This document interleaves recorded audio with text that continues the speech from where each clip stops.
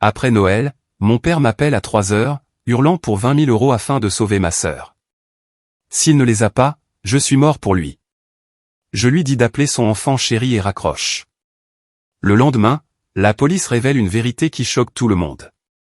Je montais la route sinueuse en direction de la maison de mes parents à Saint-Martin-d'Uriache pour le soir de Noël, avec cette oppression familière dans la poitrine. La neige dérivait sur la chaussée en longs rubans blancs et les sapins brillaient sous les lumières du porche, comme s'ils posaient pour une carte postale.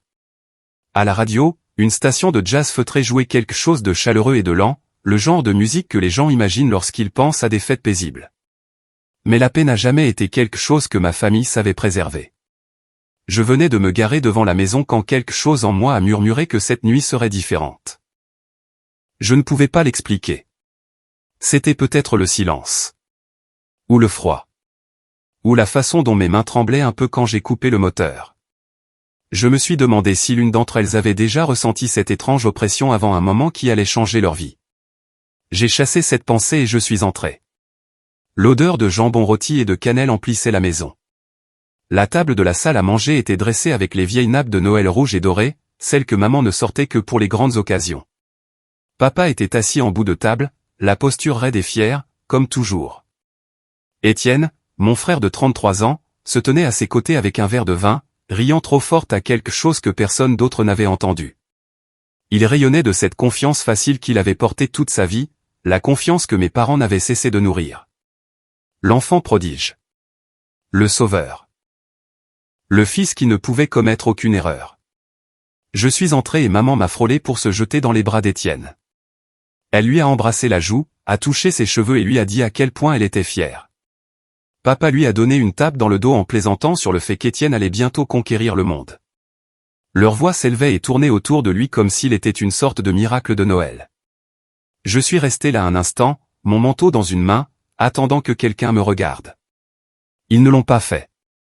Camille, ma sœur de 21 ans, a finalement croisé mon regard de l'autre côté de la pièce. Son sourire a vacillé, fin et à moitié formé. Elle avait toujours été la discrète, douce mais facilement influençable et bien trop avide d'approbation. Elle a ensuite évité mon regard, sortant son téléphone pour vérifier un message. Quand je suis arrivé à ses côtés, elle s'est penchée et a murmuré qu'elle partirait après le dîner pour retrouver des amis. Elle l'a dit rapidement, comme si elle confessait quelque chose qu'elle ne voulait pas que quelqu'un d'autre entende. Ses doigts tremblaient quand elle a glissé son téléphone dans son sac à main. Le dîner s'est déroulé comme toutes les autres fêtes que nous avions jamais eues. Mes parents se vantaient d'Étienne. Ma mère se vantait qu'il avait failli obtenir une promotion dans son entreprise, même si elle ne se souvenait pas du titre. Mon père a répété une histoire où Étienne avait aidé un voisin à réparer une clôture, la transformant en quelque chose d'héroïque. Chaque fois que j'essayais de parler, la conversation s'éloignait. Il ne le remarquait même pas. Camille a à peine touché à sa nourriture. Elle n'arrêtait pas de tordre une serviette sur ses genoux. Au moment où le dessert a été servi, ma poitrine s'est de nouveau serrée. Une lourdeur s'est répandue en moi qui rendait la respiration laborieuse. Je me suis excusé, j'ai serré Camille dans mes bras, j'ai fait un signe de tête à Étienne et j'ai embrassé ma mère sur la joue. Papa a à peine levé les yeux de son assiette. La neige avait commencé à tomber plus fort quand je suis ressorti. J'ai enlevé les flocons de mes cheveux et j'ai marché jusqu'à ma voiture, me sentant plus froide que le vent qui m'entourait. Le trajet de retour vers Grenoble a duré près d'1 heure. La route serpentait à travers les montagnes et les phares traçaient de longs chemins argentés dans l'obscurité. Je n'arrêtais pas de voir le visage de Camille dans mon esprit. Ce sourire fin. Ce tremblement. Mais je me suis dit que ce n'était pas ma responsabilité de régler ce qui se passait. J'avais déjà passé trop d'années à remplir ce rôle. Ce soir, je rentrerai chez moi, je fermerai ma porte à clé, je me ferai une tasse de tisane chaude et je dormirai. Mais le sommeil n'a pas duré longtemps. À 3 heures du matin exactement, mon téléphone a explosé de bruit. La sonnerie a brisé le silence et m'a réveillé en sursaut. J'ai attrapé le téléphone sur ma table de chevet, le cœur déjà battant la chamade. Le nom de papa illuminait l'écran. L'appel continuait de vibrer. Puis un autre. Puis un autre. Quand j'ai finalement répondu, sa voix a explosé si fort que j'ai reculé le téléphone. Amélie, envoie 20 000 € tout de suite pour sauver ta sœur. Si tu ne les envoies pas à la minute, tu es morte pour moi. Tu m'entends ? Morte pour moi. Maman hurlait en arrière-plan. Elle me suppliait de régler ça comme je l'avais toujours fait. Elle disait que Camille avait des ennuis. Elle disait que si je ne payais pas, tout s'effondrerait. Le bruit de leurs deux voix se chevauchait et s'écrasait dans mon oreille comme une tempête. Pendant un instant, je n'ai pas pu respirer. 12 ans passés à être leur filet de sécurité sont remontés en moi comme une marée. Chaque fois que je les avais sauvés. Chaque fois que j'avais couvert Étienne. Chaque fois que j'avais sacrifié quelque chose de personnel pour maintenir leur confort. Tout m'a frappé d'un coup. Et quelque chose en moi s'est brisé net. J'ai remis le téléphone contre mon oreille et j'ai parlé avec un calme que je n'avais jamais ressenti auparavant. Alors, appelez votre enfant prodige. Laissez-le la sauver pour une fois. Le silence n'a duré qu'un battement de cœur, mais il a semblé une éternité. Puis mon père s'est remis à crier, la voix rauque et furieuse. Je n'ai pas écouté. J'ai appuyé sur le bouton d'alimentation jusqu'à ce que l'écran devienne noir.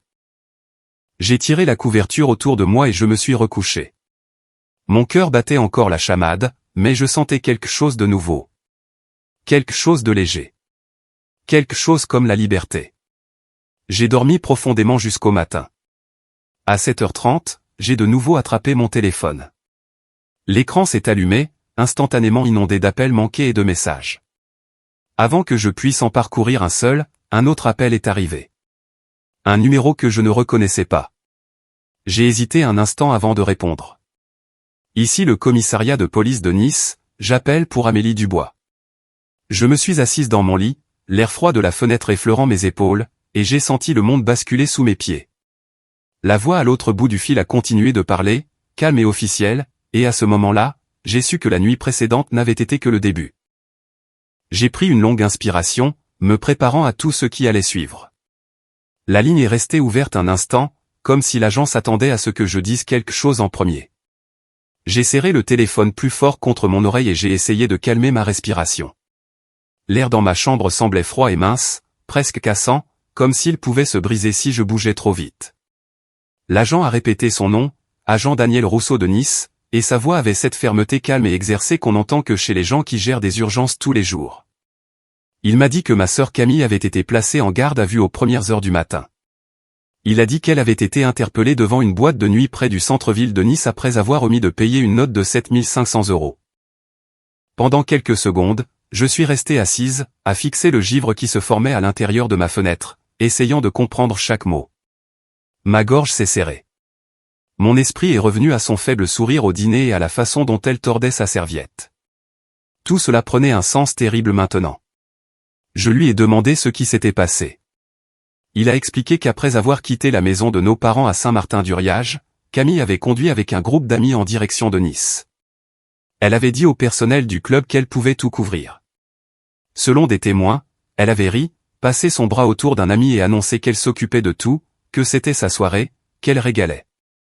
Elle avait commandé des tournées de cocktails haut de gamme, des bouteilles de champagne, des plats, encore des verres, encore des bouteilles, tout cela s'accumulant jusqu'à cette énorme facture. L'agent Rousseau a fait une pause avant de continuer. Plus tôt dans la soirée, Étienne avait donné à Camille une carte de crédit et lui avait dit qu'elle pouvait l'utiliser pour tout ce qu'elle voulait. Il lui avait dit que la carte avait une limite de 35 000 €. Il lui avait dit d'aller s'amuser. Quand le club a tenté de faire passer le paiement vers l'heure de la fermeture, la banque l'a signalé. La carte était liée à des informations d'identification obsolètes datant d'années, des informations qui mentionnaient encore mon nom au lieu du leur. La banque a envoyé un SMS pour confirmer si la transaction était légitime. Je me suis souvenu de ce SMS qui avait clignoté sur mon écran. J'étais à moitié endormi et à peine consciente de ce que je regardais. J'avais vu une charge de 7 500 € à Nice et j'avais réagi de la seule manière possible à 3 heures du matin.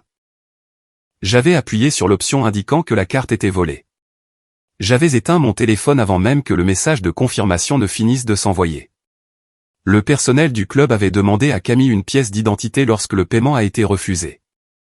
C'est à ce moment-là que tout s'est effondré. Elle avait présenté une carte d'identité avec mon nom et mon visage d'il y a des années, avec des modifications mineures qui n'étaient pas évidentes jusqu'à ce que quelqu'un regarde de près. Selon l'agent, le personnel avait immédiatement appelé la sécurité, puis la police. Camille avait insisté sur le fait qu'elle ne faisait que ce qu'on lui avait dit et qu'Étienne avait tout arrangé. J'ai pressé la paume de ma main contre mon front et j'ai expiré lentement.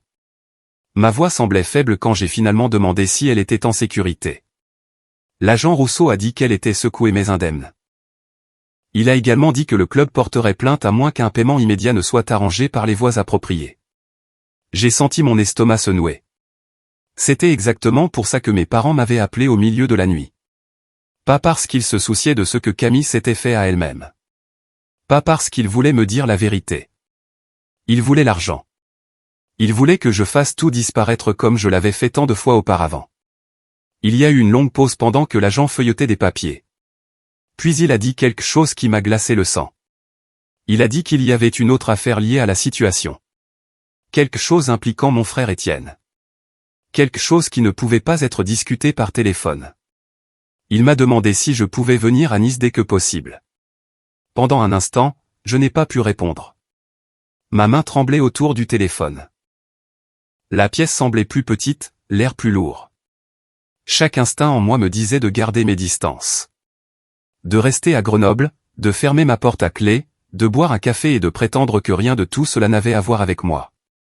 Mais je savais que c'était faux. Je savais que si le nom d'Étienne était impliqué, les ennuis étaient bien plus profonds que ce qui s'était passé dans ce club. J'ai demandé si mes parents avaient été informés. L'agent Rousseau a dit que oui, ils avaient été contactés plus tôt, mais qu'aucun d'eux n'avait répondu aux appels de suivi. Ils avaient laissé un message vocal et n'avaient pas répondu depuis. Cela ne me surprenait pas. Ils ne répondaient jamais quand la responsabilité était requise. Ils ne répondaient que lorsqu'ils avaient besoin de quelque chose. L'agent a de nouveau demandé si je pouvais venir en personne. Son ton avait légèrement changé. C'était toujours professionnel, mais il y avait quelque chose en dessous. Quelque chose comme de l'urgence. Quelque chose comme de l'inquiétude.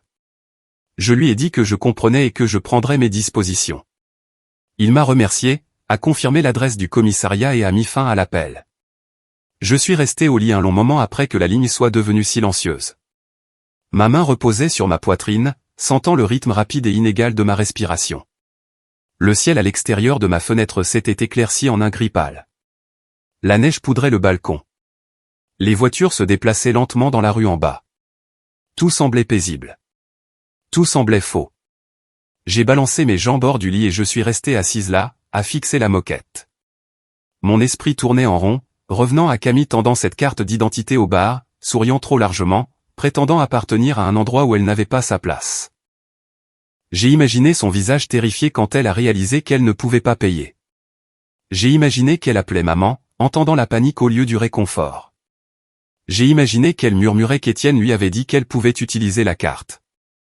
Que Étienne avait dit que tout irait bien. Je n'avais jamais voulu voir ma sœur en difficulté. Mais les ennuis avaient une façon de la trouver. Ou peut-être que les ennuis avaient une façon de trouver quiconque faisait trop confiance à Étienne. Je me suis levé et je suis allé à la cuisine.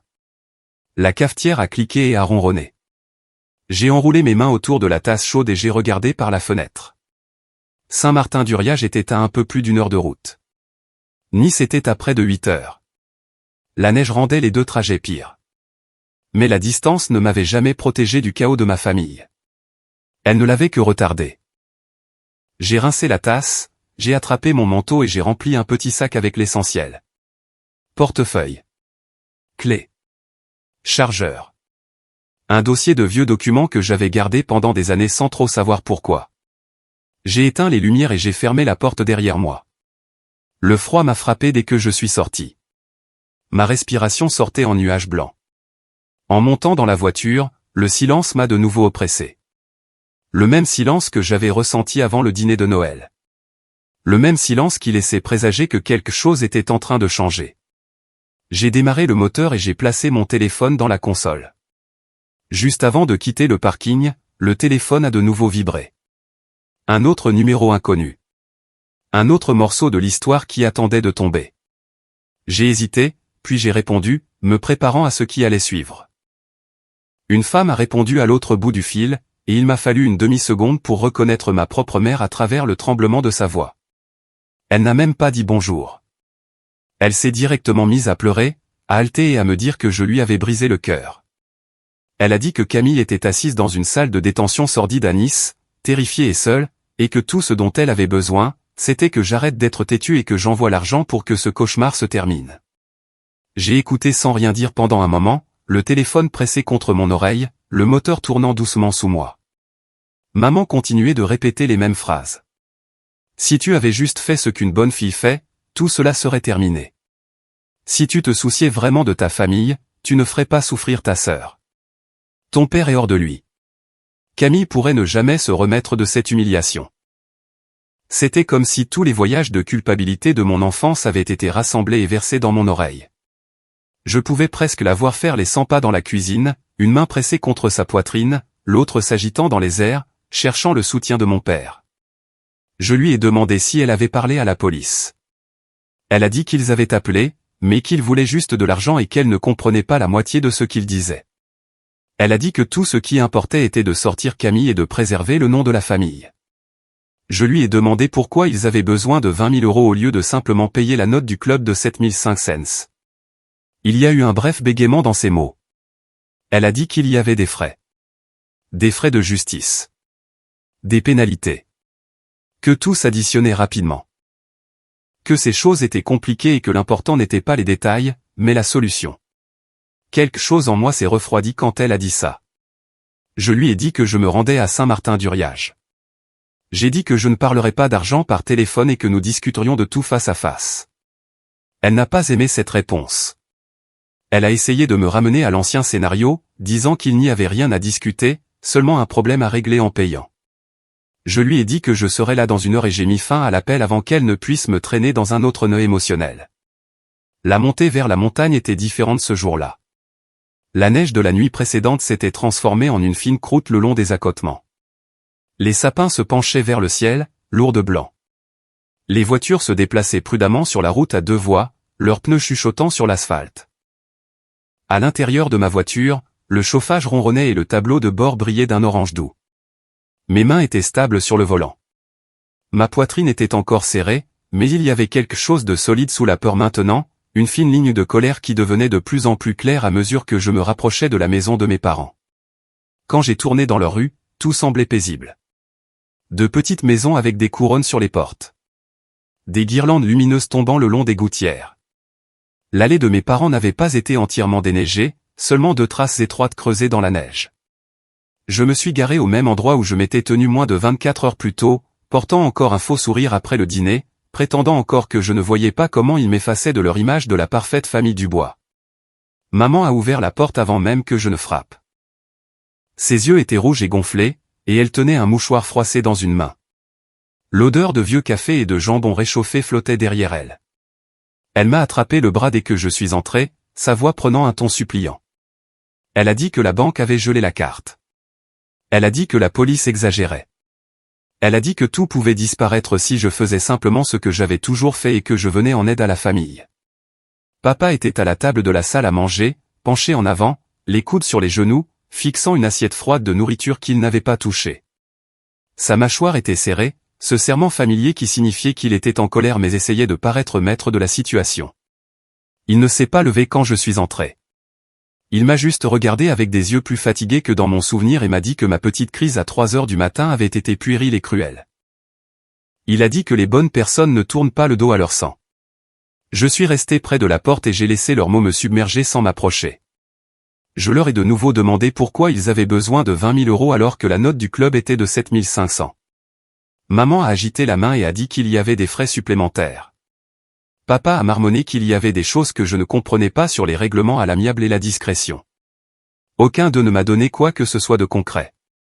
Chaque réponse était de la fumée. J'ai senti quelque chose de lourd et de froid s'installer dans mon estomac.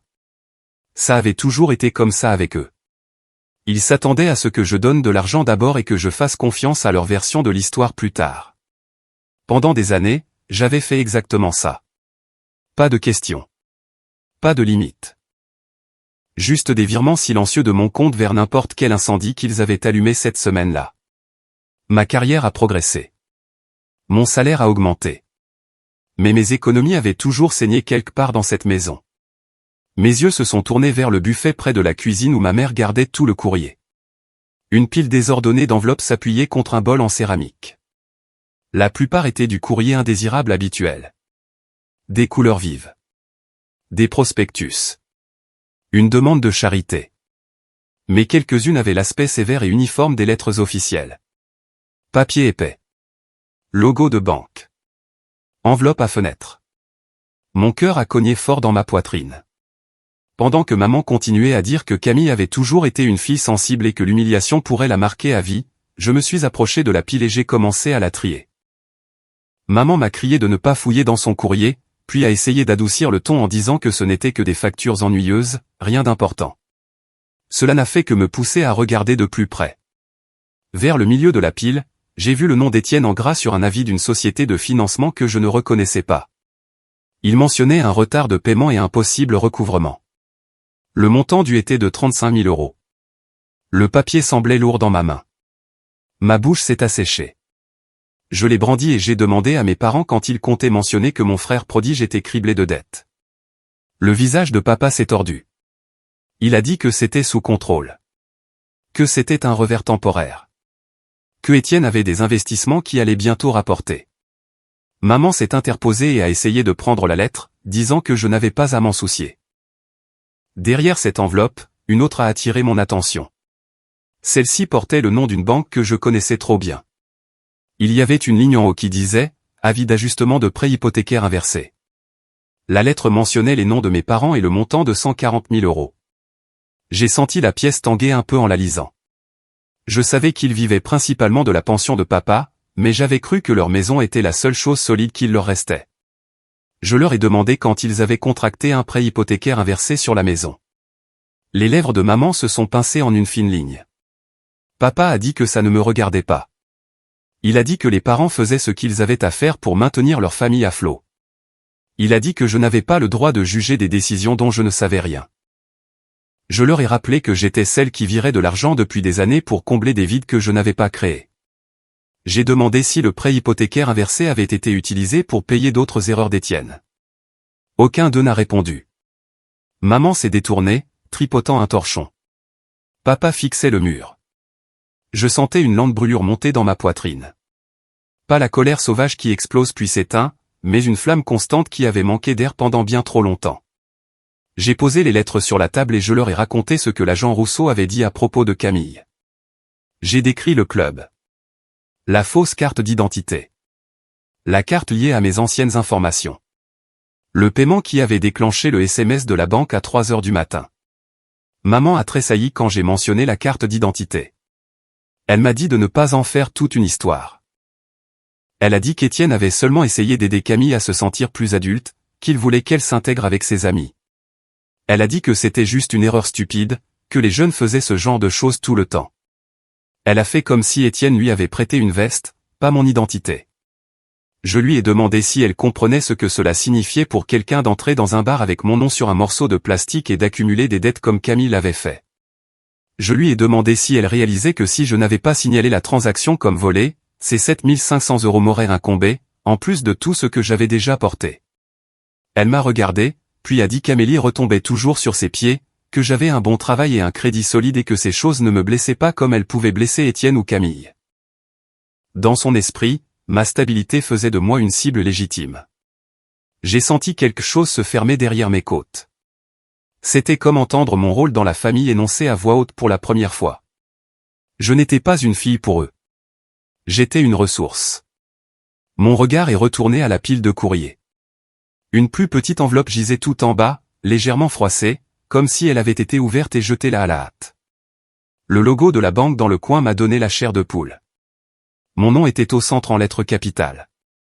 Amélie Dubois. Le mot « avis de défaut de paiement » était inscrit en haut. La date imprimée était d'il y a 4 ans. Mes doigts se sont resserrés sur le papier. La pièce est devenue très silencieuse dans ma tête. Pendant quelques secondes, tout ce que j'entendais était mon propre rythme cardiaque et le faible bourdonnement du réfrigérateur. J'ai levé les yeux vers mes parents, qui se disputaient encore sur ce que je devais faire pour sauver Camille, et j'ai réalisé qu'il y avait des chapitres entiers de cette histoire que je n'avais jamais eu le droit de lire. J'ai baissé les yeux sur cette enveloppe avec mon nom dessus et j'ai lentement glissé mon pouce sous le bord, sachant que ce qui se trouvait à l'intérieur allait changer tout ce que je pensais savoir sur la profondeur de leur trahison. J'ai glissé mon pouce sous le bord de cette enveloppe et je l'ai ouverte doucement, en essayant de ne pas déchirer le papier. La lettre à l'intérieur était pliée en 3, comme le font toujours les banques.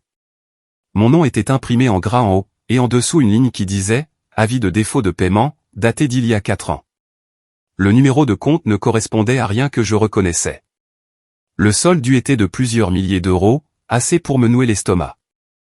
J'ai lu la lettre une fois, puis une deuxième fois plus lentement. Elle disait que le compte avait été ouvert à mon nom, à l'adresse de mes parents à Saint-Martin-d'Uriage. Elle mentionnait des paiements manqués. Elle suggérait que je les contacte immédiatement pour éviter le recouvrement. C'était le genre de lettre qui m'aurait fait paniquer si je l'avais vue en 2020. Sauf que je ne l'avais jamais vue. Si. J'ai levé les yeux du papier et j'ai demandé à mes parents quand ils comptaient me dire qu'il y avait un compte à mon nom qui était en défaut de paiement. Maman a haussé les épaules, les siennes tendues et raides. Elle a dit quelque chose sur des erreurs administratives et comment les banques faisaient des erreurs tout le temps. Papa m'a fusillé du regard et a dit que je surréagissais, que s'il y avait eu un vrai problème, j'en aurais entendu parler maintenant. Sa voix avait ce ton familier qui m'avertissait de ne pas insister. Mais j'en avais fini d'obéir à ses avertissements. J'ai plié la lettre et je l'ai glissée dans mon sac. Je leur ai dit que je ne leur donnerais pas 20 000 euros. Pas ce jour-là. Pas par téléphone. Pas par virement. Pas du tout tant que je ne comprendrais pas ce qu'ils avaient fait avec mon nom et mon crédit dans mon dos. Papa s'est remis à crier, me traitant d'ingrate. Maman s'est agrippée au bord du comptoir et m'a dit que je détruisais la famille. J'ai laissé leurs mots flotter dans l'air et je me suis tourné vers la porte. Le froid m'a frappé le visage quand je suis sorti. C'était presque bienvenu. Il m'a éclairci les idées. J'ai marché jusqu'à ma voiture avec cette enveloppe brûlant dans mon sac comme un charbon ardent. Quand j'ai fermé la portière et démarré le moteur, mes mains tremblaient si fort que j'ai dû prendre un moment avant de passer une vitesse. Sur le chemin du retour vers Grenoble, je n'arrêtais pas de penser à une personne. Julie Marchand. Nous avions été à l'université ensemble à l'université Grenoble-Alpes. À l'époque, Julie était celle que tout le monde allait voir pour de l'aide sur tout ce qui touchait à l'argent. Budget, prêts étudiants, questions fiscales. Elle disait toujours qu'elle voulait être le genre d'avocate qui pourrait protéger les gens ordinaires de se faire écraser par les petits caractères.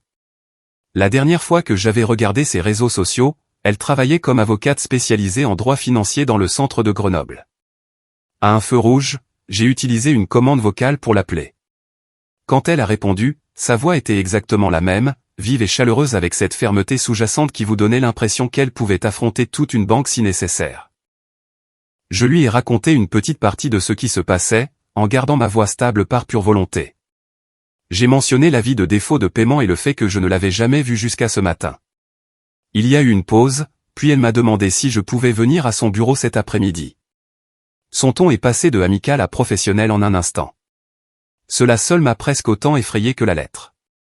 Le temps que j'arrive à Grenoble, le ciel était passé d'un gris pâle à un bleu délavé. Les rues de la ville étaient boueuses et humides. J'ai conduit jusqu'à son immeuble, je me suis garé dans le garage et j'ai pris l'ascenseur avec le cœur dans la gorge. Julie m'a accueilli dans le hall devant son cabinet. Elle m'a serré dans ses bras une fois, rapidement et fort, puis a reculé et m'a vraiment regardé. Elle n'a pas perdu de temps en bavardage. Nous nous sommes assises dans son bureau, un espace épuré avec un simple bureau, 2 chaises et une petite plante qui avait connu des jours meilleurs. Elle m'a demandé de lui donner toutes les lettres que j'avais apportées. Je lui ai passé l'avis de défaut de paiement, le relevé de prêt hypothécaire inversé que j'avais glissé dans mon sac quand mes parents ne regardaient pas, et la lettre de retard de paiement au nom d'Étienne. Elle a parcouru chacun d'eux, ses yeux se déplaçant rapidement. Puis elle s'est tournée vers son ordinateur et a dit qu'elle allait extraire mon dossier de crédit complet. Elle a expliqué, en termes simples, que cela montrerait chaque compte jamais ouvert sous mon numéro de sécurité sociale, ainsi que l'historique des paiements, les soldes et toute mention négative. J'ai hoché la tête, même si j'avais l'impression que quelqu'un avait enroulé une ceinture autour de ma poitrine et avait tiré fort. Il n'a fallu que quelques minutes pour générer le rapport, mais l'attente a semblé plus longue. J'ai regardé le visage de Julie pendant qu'elle lisait les lignes. Son expression s'est durcie. Ses sourcils se sont froncés. Elle s'est penchée plus près de l'écran, puis s'est redressée et a expiré lentement. Elle m'a dit que mon rapport montrait 2 lignes de crédit ouvertes au cours des dernières années qui ne correspondaient à rien de ce que j'avais décrit comme étant à moi. L'une avait été ouverte fin 2018, l'autre début 2020.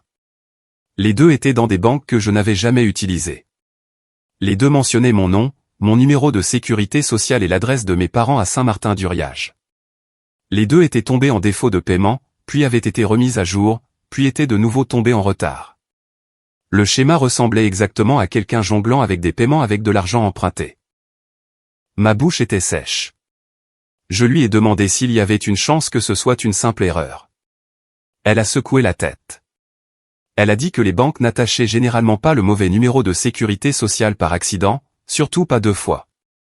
Elle a cliqué sur les détails et a souligné que la signature électronique sur les demandes semblait la même sur les deux, et que l'écriture manuscrite sur les formulaires scannés, là où elle apparaissait, avait une certaine inclinaison. J'ai fixé l'écran. L'inclinaison me semblait familière. De gauche à droite, légèrement vers le bas. La façon dont Étienne écrivait son nom sur les cartes d'anniversaire et les demandes d'emploi quand nous étions plus jeunes. La façon dont il avait signé une note de remerciement pour moi une fois quand j'avais payé une de ses vieilles amendes de stationnement. Julie a demandé si quelqu'un d'autre avait accès à ma carte de sécurité sociale ou à de vieilles copies de ma carte d'identité. J'ai pensé au tiroir dans le couloir de mes parents où ma mère gardait les documents. J'ai pensé à la façon dont elle avait balayé mes questions ce matin, comment elle avait essayé de me chasser de cette pile de courrier. J'ai pensé à Étienne entrant dans cette maison quand il le voulait, se déplaçant comme si tout lui appartenait. J'ai senti la vérité atterrir dans ma poitrine avec un poids lourd et indéniable. Ce n'était pas seulement Camille qui brandissait une fausse carte d'identité à Nice. Cela durait depuis des années. Étienne n'avait pas seulement emprunté mon identité pour une nuit de folie. Il l'avait utilisée comme un outil. Peut-être comme une arme. Pendant un instant, ma vision s'est brouillée. Je me suis penché en arrière et j'ai pressé le bout de mes doigts contre mes yeux jusqu'à ce que la sensation de picotement s'estompe. 12 ans d'urgence ont défilé dans mon esprit, l'une après l'autre. Les frais de scolarité que j'avais payés sans poser de questions. Les cartes de crédit que j'avais soldées quand mes parents disaient qu'ils avaient des problèmes. Les virements aléatoires. Les constantes petites crises qui semblaient toujours tourner autour d'Étienne et qui, d'une manière ou d'une autre, atterrissaient sur mes épaules. J'ai entendu la voix de Julie percer le brouillard, calme et stable. Elle a dit que c'était sérieux mais pas sans espoir. Elle a dit que nous pouvions contester les comptes, déposer des déclarations de fraude et commencer le processus de nettoyage de mon nom. Elle a également dit que ce ne serait pas rapide. Cela impliquerait de la paperasse, de la patience et peut-être plus de conflits avec ma famille que je n'en avais déjà. J'ai hoché la tête, mais les mots semblaient lointains. Mon esprit revenait sans cesse à Camille. Elle était entrée dans ce club avec une carte d'identité à mon nom et une carte liée à des comptes que je n'avais jamais ouverts. Elle l'avait fait parce qu'Étienne lui avait dit qu'elle le pouvait. Elle l'avait cru quand il avait dit que tout irait bien. La réalisation m'a griffé. Camille n'était pas seulement la dernière gaffe d'une longue série de gaffes. Elle était la dernière victime d'un schéma où l'on m'utilisait comme bouclier. Quand Étienne était trop en difficulté, il se cachait derrière ma stabilité. Quand mes parents n'avaient plus d'options, il s'appuyait sur mon crédit comme il s'était appuyé sur mes chèques de paie. Il le faisait si souvent et si nonchalamment que cela ne leur apparaissait même plus comme étant mal dans leur esprit. La rage m'a envahi, chaude et froide à la fois. Pas le genre de rage que l'on jette à quelqu'un dans une dispute, mais le genre qui s'enfonce dans vos os et s'y installe. Ce n'était pas seulement qu'il m'avait utilisé. C'était qu'il l'avait fait sans jamais l'admettre, sans jamais me dire la vérité. Il m'avait laissé penser que je choisissais d'aider alors qu'en réalité, il prenait des morceaux de moi sans demander. Julie a touché doucement mon bras et m'a demandé si j'allais bien. J'ai pris une inspiration et je lui ai dit que je devais savoir tout ce que je pouvais sur ses comptes. Chaque date. Chaque adresse. Chaque endroit où un document avait été envoyé. Elle a hoché la tête et a imprimé des copies, les glissant sur le bureau vers moi. Son imprimante a ronronné et cliqué, crachant des pages qui auraient tout aussi bien pu être des pages d'un livre d'histoire que je n'avais jamais eu le droit de lire. Alors que je rassemblais les papiers dans un dossier, mon téléphone s'est mis à vibrer sur le bureau. Le numéro était de nouveau inconnu, mais cette fois, c'était un que je reconnaissais. Nice. Mon rythme cardiaque s'est accéléré, tapant plus vite dans ma poitrine. Julie s'est arrêtée et m'a regardé, les sourcils légèrement levés. J'ai décroché le téléphone et j'ai répondu. La même voix mesurée est revenue. Agent Daniel Rousseau. Il a demandé si c'était un bon moment pour parler. Je lui ai dit que j'étais avec mon avocate mais que je pouvais écouter. Il a hésité juste une seconde, puis a dit qu'il y avait un autre nom que je devais entendre. Un jeune homme nommé Gabin Leroux. Il a dit que Gabin n'était pas juste un ex-petit ami de ma sœur, pas juste un autre mauvais choix dans une série de mauvais choix. Gabin était lié à une escroquerie au remboursement qu'il suivait depuis des mois. Et Étienne, mon frère, pourrait y être lié également. Il m'a dit que je devais entendre toute l'histoire, en personne, dès que possible. J'ai senti le dossier devenir plus lourd sur mes genoux, rempli de preuves que mon frère volait déjà des parties de ma vie depuis des années. Maintenant, l'agent me disait que ce n'était qu'un morceau de quelque chose de plus grand, de plus sombre, quelque chose qui allait bien au-delà d'une seule nuit dans un club de Nice. J'ai regardé Julie de l'autre côté du bureau, qui observait attentivement mon visage, et j'ai su que ce qui allait suivre exigerait de moi plus que ce que l'argent n'avait jamais fait. Il m'a dit que je devais entendre toute l'histoire en personne, puis la ligne est devenue silencieuse. En moins d'une heure, Julie avait déplacé quelques réunions et nous avait réservé des billets pour le prochain vol vers Nice. Elle m'a regardé par-dessus ses lunettes et a dit, de cette manière pragmatique qu'elle avait toujours eue, que je n'allais pas affronter ça seule. Je n'ai pas discuté. L'idée de m'asseoir seul dans un commissariat, écoutant des étrangers démêler les secrets de ma famille, me donnait la chair de poule. Le vol était court, mais il a semblé étrangement long. Par le hublot, les montagnes défilaient, parsemées de neige et d'arbres sombres, puis s'aplatissaient pour devenir les brins secs de l'hiver de la région PACA. Je gardais mes mains jointes sur mes genoux, le dossier de documents niché sous mon bras comme une armure. Julie a passé en revue une simple liste avec moi. Ce que nous savions. Ce que nous suspections. Ce que nous pouvions prouver. J'entendais ces mots, mais mon esprit dérivait encore et encore vers Camille, assise quelque part dans une cellule, et vers Étienne, où qu'il soit, se convainquant probablement que tout cela n'était que de la malchance. Quand nous avons atterri, le froid à Nice avait une morsure différente, plus vive et plus sèche qu'à Grenoble. L'air sentait légèrement la poussière et les gaz d'échappement. Nous avons pris une voiture de location et avons suivi les indications sur le téléphone de Julie jusqu'au commissariat. Le bâtiment lui-même était simple, bas et carré, avec un petit drapeau qui claquait au vent devant. À l'intérieur, dans le hall, tout était propre mais usé, beaucoup de carrelage gris et de lumière fluorescente. L'agent Daniel Rousseau nous a accueillis à la réception. Il était plus grand que je ne l'avais imaginé, avec des yeux bleus fatigués et un visage qui suggérait qu'il en avait vu plus qu'il n'aurait jamais voulu. Sa voix en personne correspondait à celle du téléphone, calme et mesurée, comme s'il faisait toujours attention à l'endroit où il posait ses mots. Il m'a serré la main, puis celle de Julie, et nous a conduits dans une petite salle de conférence avec une table et 3 chaises. Il a commencé par exposer ce qu'il savait déjà. Il y avait eu un groupe de jeunes, dont ma sœur et un homme nommé Gabin Leroux, qui fréquentaient quelques bars et clubs haut de gamme de Nice et des environs depuis des mois. Le personnel les connaissait comme les jeunes qui aimaient prétendre être des célébrités. Service de bouteilles. Cocktail cher. Rire bruyant. Toujours en train de tout enregistrer sur leur téléphone. Ils jouaient très bien le jeu, a-t-il dit. Trop bien, étant donné qu'aucun d'eux n'avait réellement ce genre d'argent. Il a expliqué que Gabin était au centre de tout ça. C'était lui qui aimait promettre du bon temps à quiconque était prêt à le suivre. Il disait aux gens que la vie était courte et qu'il fallait agir comme si on appartenait aux endroits chics avant que ces endroits ne vous ouvrent vraiment leurs portes. Il s'entourait de gens assez jeunes et assez avides pour le croire. Camille était devenue l'une de ces personnes. Mon estomac s'est noué alors qu'il décrivait comment elle avait commencé à traîner avec Gabin et son groupe les week-ends. Comment elle avait avoué plus tard qu'elle se sentait toujours comme la gamine pauvre qui s'incrustait à la fête de quelqu'un d'autre. Étienne avait remarqué ça, a dit l'agent. Il avait vu à quel point elle voulait paraître importante. Alors il était intervenu.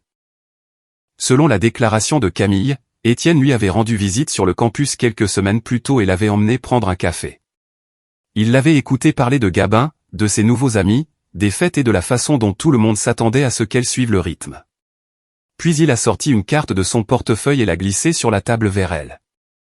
Elle a dit à l'agent qu'il avait souri et lui avait dit que la carte avait une limite énorme. Qu'elle devrait profiter de sa jeunesse. Que les grandes sœurs comme moi avaient toujours eu leur vie en main et que c'était son tour maintenant. J'ai senti quelque chose se tordre dans ma poitrine, mi-colère, mi-chagrin. L'agent a continué. La carte qu'Étienne a donnée à Camille était liée à l'un des comptes frauduleux que Julie venait de découvrir dans mon dossier de crédit. L'adresse enregistrée était celle de la maison de mes parents. Le nom lié à la signature numérique était le mien. Du point de vue de la banque, C'est moi qui donnais à Camille un chèque en blanc pour se comporter comme si elle vivait dans un clip vidéo. Puis il y a eu l'affaire de la carte d'identité. L'agent Rousseau a dit qu'il y avait eu un incident antérieur, une autre nuit dans un bar de casino où un videur avait failli refuser l'entrée à Camille. Elle était avec Gabin et quelques-uns de ses amis.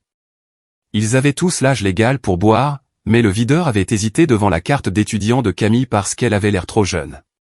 Ils étaient partis sans incident, mais apparemment, cela l'avait beaucoup embarrassé. Plus tard, selon des messages extraits du téléphone de Camille, Gabin avait plaisanté en disant qu'elle devrait emprunter une identité plus âgée pour correspondre à son style de vie. C'est à ce moment-là qu'Étienne était de nouveau intervenu. Il avait accès à une vieille copie de mon permis de conduire que mes parents gardaient dans leur tiroir du couloir. Avec l'aide d'un ami qu'il connaissait au travail, il l'avait transformé en un faux. Le visage était le mien d'il y a plusieurs années, mais les détails étaient juste assez modifiés pour passer pour Camille. Une couleur de cheveux différente, une taille légèrement différente, mais mon nom restait imprimé en toutes lettres. Pour l'agent, c'était un schéma clair. Étienne avait pris ma stabilité et l'avait transformé en un outil pour l'insécurité de Camille et les jeux de Gabin. J'ai demandé si je pouvais voir Camille. Pendant un instant, il a semblé incertain, puis il a dit qu'il allait vérifier. Il est sorti quelques minutes et est revenu en disant qu'il pouvait nous accorder une courte conversation surveillée.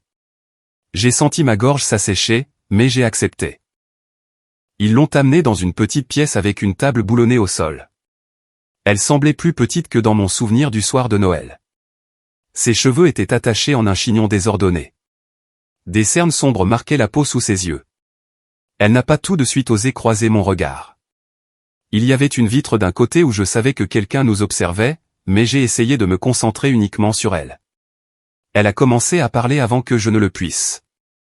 Ses mots sont sortis en rafales étouffées. Elle a dit qu'elle ne savait pas que la carte était vraiment à moi. Elle a dit qu'Étienne lui avait dit que c'était un compte partagé, que c'était de l'argent de la famille, que ça ne ferait de mal à personne. Elle a dit que Gabin s'était moqué d'elle cette nuit-là quand le paiement avait été tenté. Il lui avait dit d'agir avec confiance, de continuer à danser, que tout passerait. Elle a dit que le personnel du club leur avait souri toute la nuit, puis était devenu froid quand la carte avait été refusée. Elle m'a dit qu'elle avait donné la carte d'identité parce qu'elle avait paniqué. Elle avait pensé qu'utiliser mon nom la rendrait en quelque sorte plus crédible, pas moins. Elle n'avait jamais pensé à ce que cela signifiait pour moi de l'autre côté de ce SMS de la banque à 3 heures du matin. En l'écoutant, j'ai senti ma colère envers elle commencer à changer. Elle n'a pas disparu. Elle avait fait des choix dans tout cela, et elle avait mal choisi. Mais sous les mauvais choix, je pouvais entendre autre chose. Une jeune fille effrayée cherchant n'importe quelle approbation qu'elle pouvait obtenir. Les assurances d'Étienne. Le charme de Gabin. Le scintillement des clubs où tout le monde prétendait être plus riche, plus courageux, plus aimé qu'il ne l'était vraiment.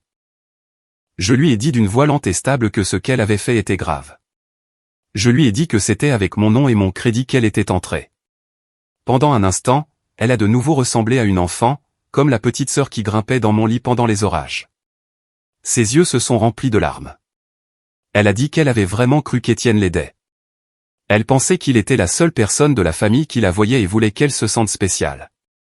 Elle n'avait jamais imaginé qu'il nous utilisait toutes les deux pour cacher ses propres problèmes. Quand ils l'ont ramené dans sa zone de détention, je suis resté assise un moment avec mes mains à plat sur la table, le métal froid sous mes paumes. J'avais l'impression de regarder un puzzle cassé où toutes les pièces appartenaient enfin à la même boîte.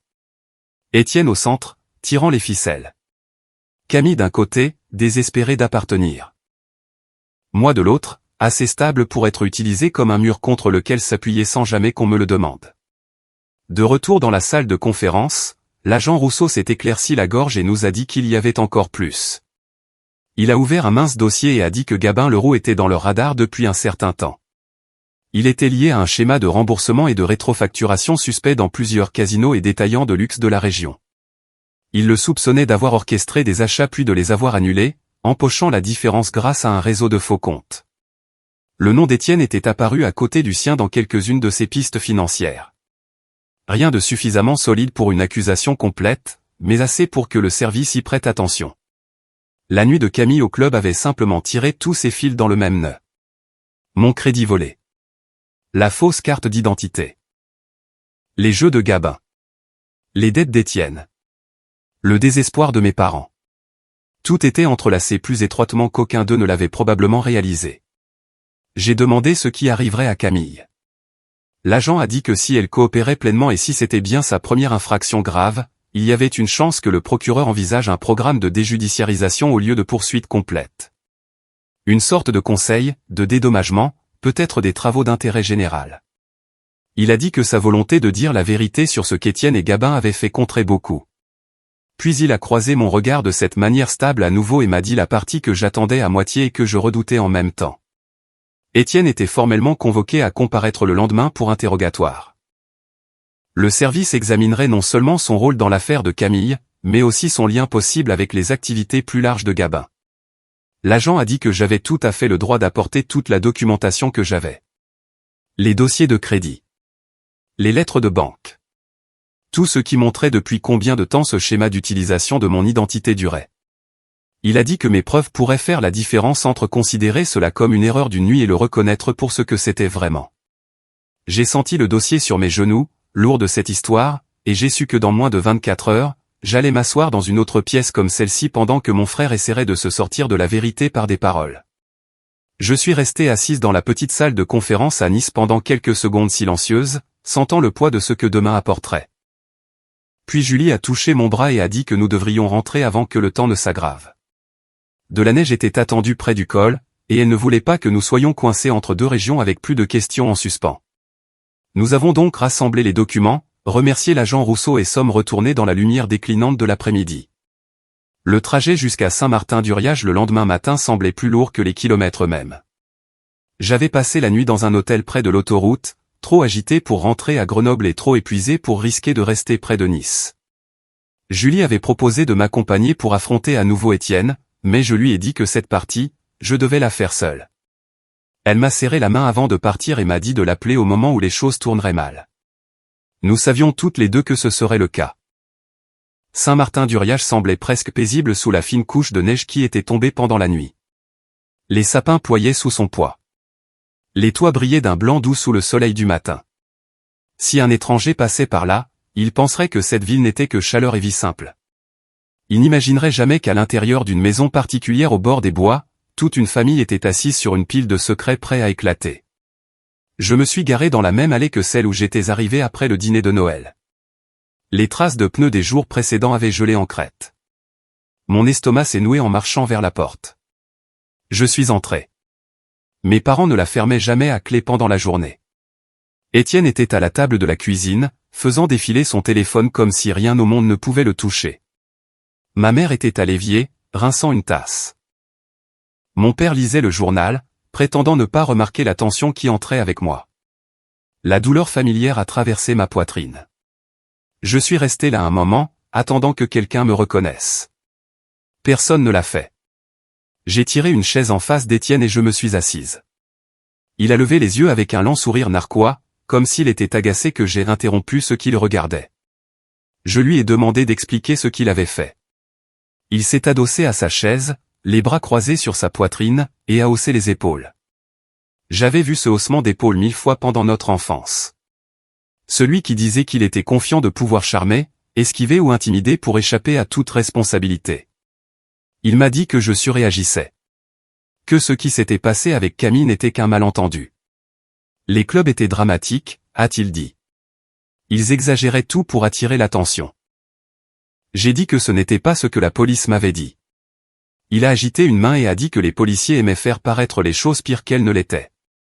Il m'a dit que les familles se serrent les coudes et se protègent mutuellement. Il a dit que c'était mon rôle dans cette famille, que ça l'avait toujours été. Sa voix avait une pointe d'agressivité, un ton qui m'a donné la chair de poule. Il a dit que si je voulais vraiment aider Camille, j'enverrais les 20 000 € pour qu'il puisse payer le club et garder son casier judiciaire vierge. Il a dit qu'une erreur à son âge pourrait ruiner sa vie. Ma mère l'a immédiatement soutenu. Sa voix tremblait d'une émotion bien rodée. Elle a dit que j'avais toujours été la responsable, et que les gens responsables faisaient des sacrifices. Elle a dit que le club laisserait tout tomber si nous les payions. Mon père a plié son journal et a hoché la tête sans me regarder directement. Il a dit que parfois, on ne pose pas de questions. On s'occupe juste des siens. Je les ai tous regardés et j'ai senti quelque chose changer en moi. Ce n'était pas exactement de la colère. Plutôt une vieille cicatrice qui se rouvrait pour révéler que la blessure n'avait jamais guéri. J'ai rappelé à Étienne qu'il avait utilisé mon nom pour ouvrir des lignes de crédit.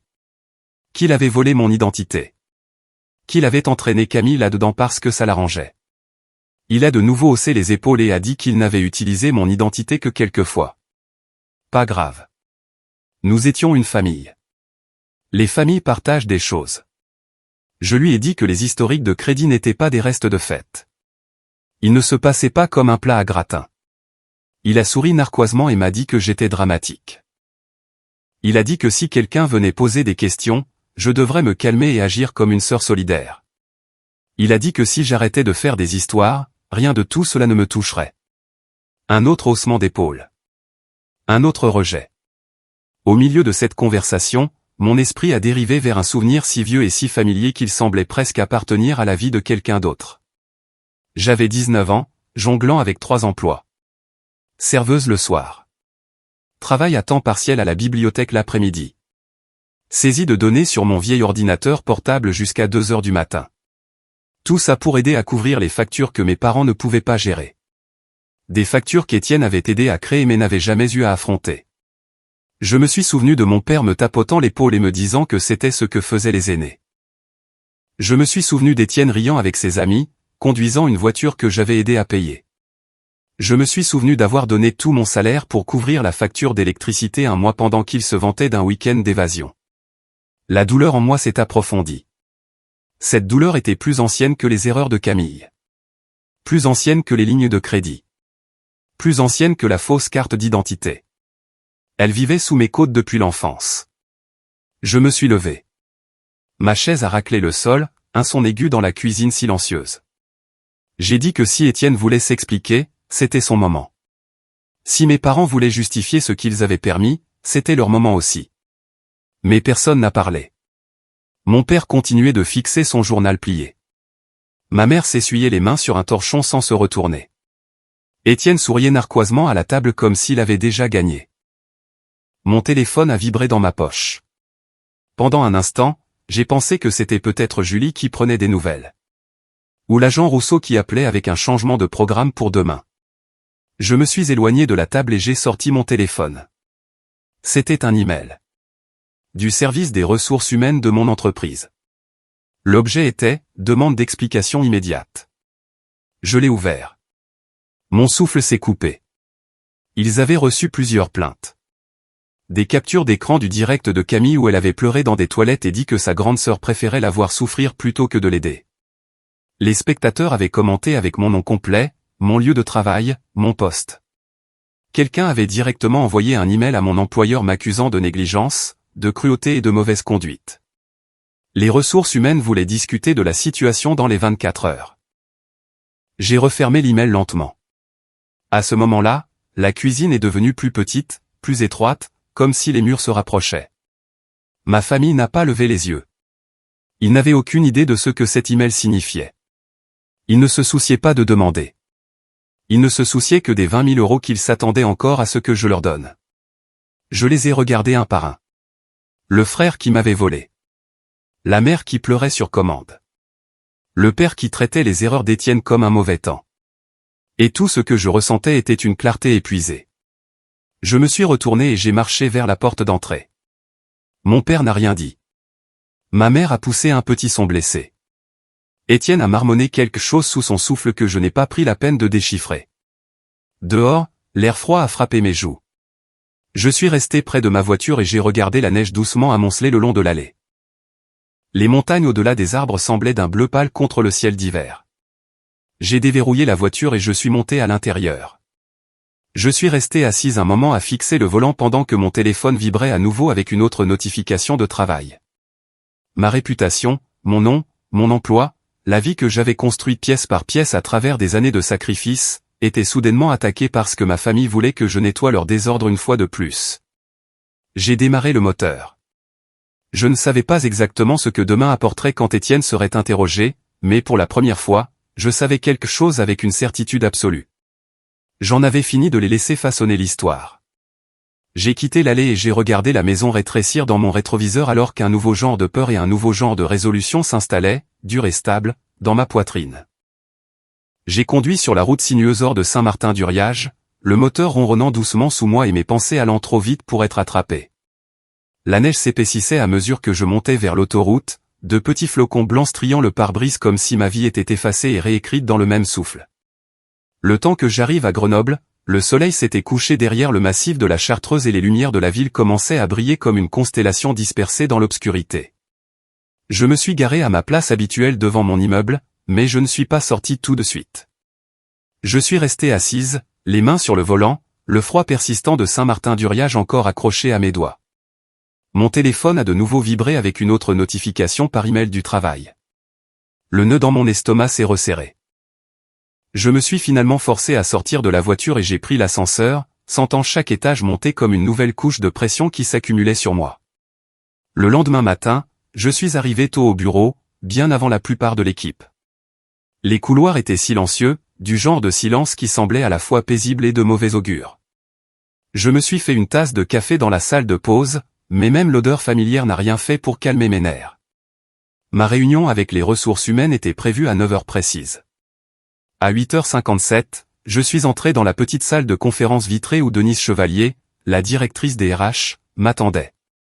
Elle était généralement chaleureuse et encourageante, le genre de personne qui se souvenait des anniversaires et apportait des biscuits aux réunions d'équipe. Aujourd'hui, elle avait l'air fatiguée. Tendue. Elle m'a fait signe de m'asseoir. Elle a commencé lentement.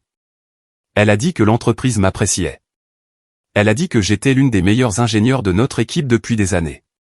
Elle a dit qu'elle admirait mon dévouement.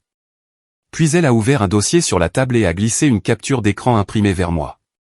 C'était le direct de Camille. Son visage strié de larmes. Sa voix tremblante. Ces mots m'accusant de la laisser être humiliée seule dans un couloir de commissariat. Denise a dit que la vidéo avait été largement partagée.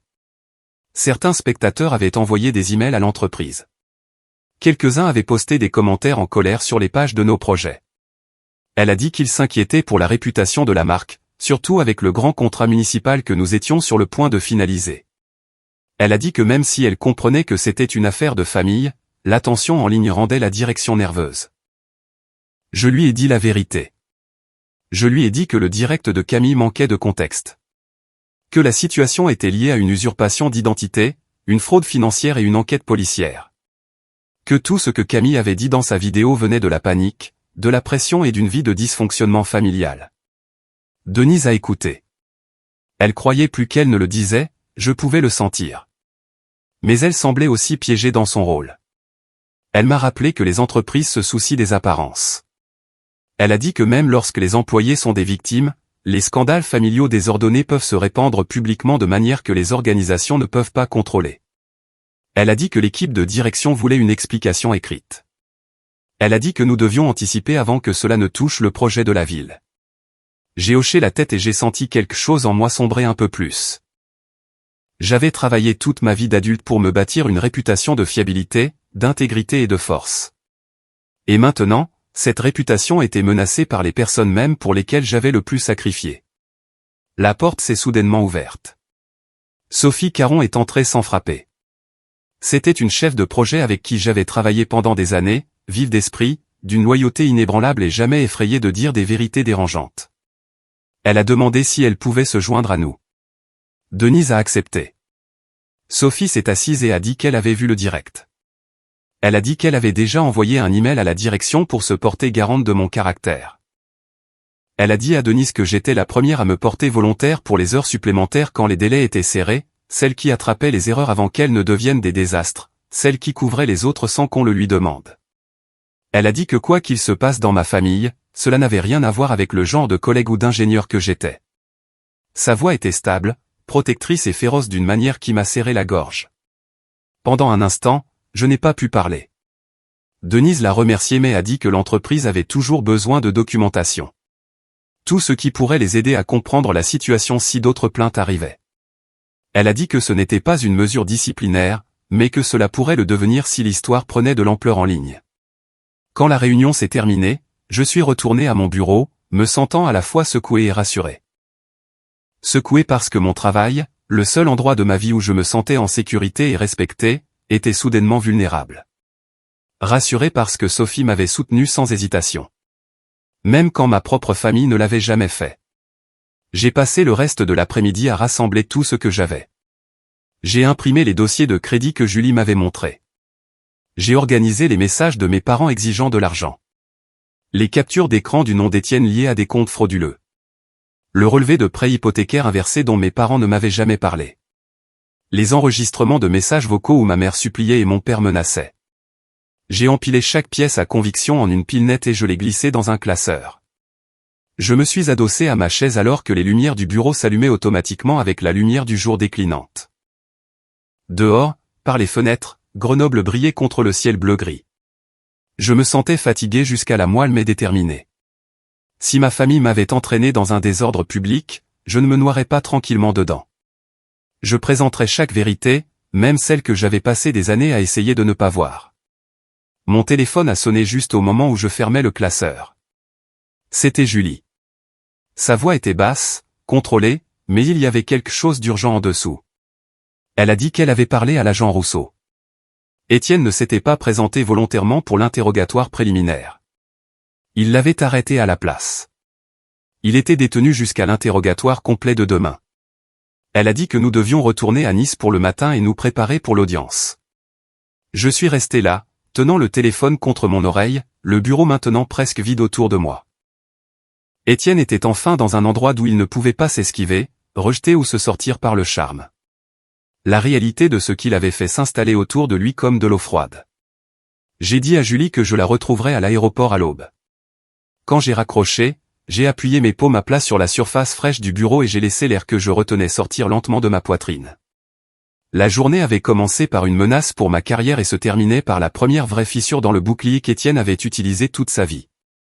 J'ai éteint mon ordinateur, j'ai rassemblé le classeur et j'ai marché vers l'ascenseur. Ma chance d'enfin affronter la vérité sous la pleine lumière de la loi m'attendait à Nice. Et je savais, au plus profond de ma poitrine, que tout après-demain serait différent. Le lendemain matin est arrivé plus vite que mon esprit ne pouvait le suivre. Un instant, j'étais allongé dans le noir à fixer le plafond de mon appartement, écoutant le ronronnement du chauffage, et l'instant d'après, je traînais ma valise dans l'aéroport silencieux de Grenoble, le ciel dehors encore noir d'encre et lourd. Julie m'a retrouvé à la ligne de sécurité avec un thermos dans une main et sa mallette dans l'autre. Elle m'a jeté un regard qui disait qu'elle savait que je n'avais pas beaucoup dormi non plus. Le vol vers Nice semblait suspendu dans sa propre étrange poche de temps.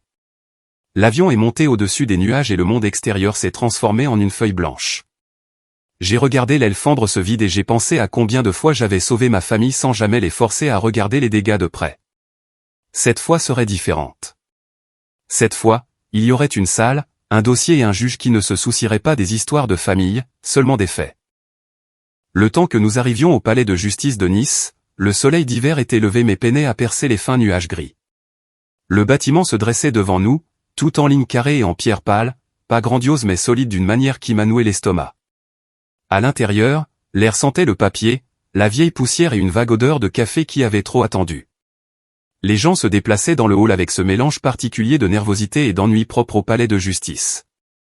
Nous nous sommes enregistrés auprès du greffier et avons suivi un adjoint dans un couloir étroit jusqu'à une petite salle d'audience. Ce n'était pas comme celle que l'on voit dans les films, pas de plafonds imposants ni de lustres spectaculaires, juste des rangées de bancs en bois, une basse balustrade et une estrade à l'avant où le juge s'assiérait. Un seau était accroché au mur derrière. Les lumières fluorescentes bourdonnaient doucement au-dessus. Camille était assise à une table près de l'avant. Elle portait les mêmes vêtements que je lui avais vus au commissariat, mais quelqu'un lui avait donné un gilet. Il tombait de ses épaules comme si elle était une enfant habillée de vêtements empruntés. Ses cheveux étaient attachés en une queue de cheval serrée qui ne cachait en rien ses yeux gonflés. Elle a levé les yeux quand je suis entré et pendant une brève seconde, quelque chose comme de l'espoir a vacillé sur son visage. Puis mes parents sont entrés derrière moi et l'air dans la pièce a changé. Maman serrait son sac à main contre sa poitrine comme si c'était un radeau de sauvetage. Ses yeux parcouraient la pièce, se posant partout sauf sur moi. La mâchoire de papa était si serrée que je pouvais voir les tendons de son cou. Il ne m'a pas regardé non plus, il a juste marché droit vers le banc derrière Camille et s'est assis, sa main reposant sur le dossier de sa chaise dans un geste silencieux de possession. Étienne est arrivé en dernier, escorté par un adjoint. Il portait son plus beau jean et une chemise, mais les faits étaient ternis par les marques autour de ses poignets où les menottes avaient été enlevées.